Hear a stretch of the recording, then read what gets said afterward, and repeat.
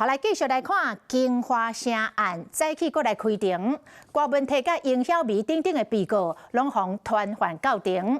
下晡严亚庭更加受到注目，因为维京集团的主席沈庆京已经核准3亿来交保，这3亿包括着现金1亿甲2亿的人保，但是到今也未找到2亿的人保，所以一直无法度来办交保。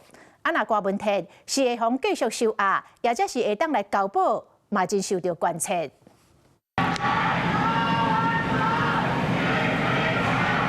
郭文摕靠出口落监修车道，骑者大声甲伊斗相听，伊嘛微微啊笑。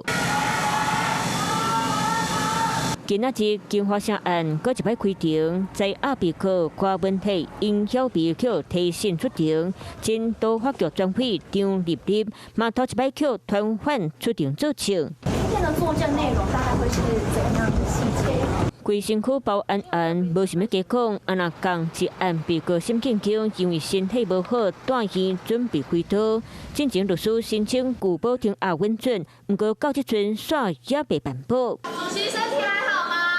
沈庆京去关超过300工，已经看诊270多摆。今年搁第11摆改互就医，律师申请拒保庭押允准裁定3亿交保。北院合议结果，3亿交保内底包含现金1亿，含2亿的担保，爱限制大所在，含出境出海9倍月，再加上电子卡扣含监控。若拒保人爱有2亿的财产，若被告偷走就要纳钱，不过2亿的担保即马也找无。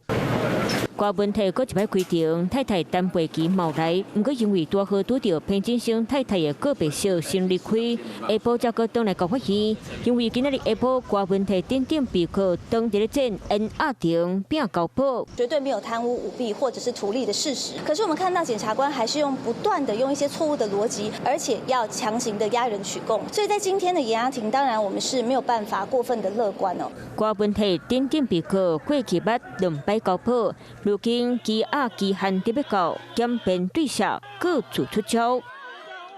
Hello， 我是陈雅玲。想要抢先掌握最及时的新闻资讯吗？赶快订阅、按赞、开启小铃铛，锁定华视新闻 YouTube 频道。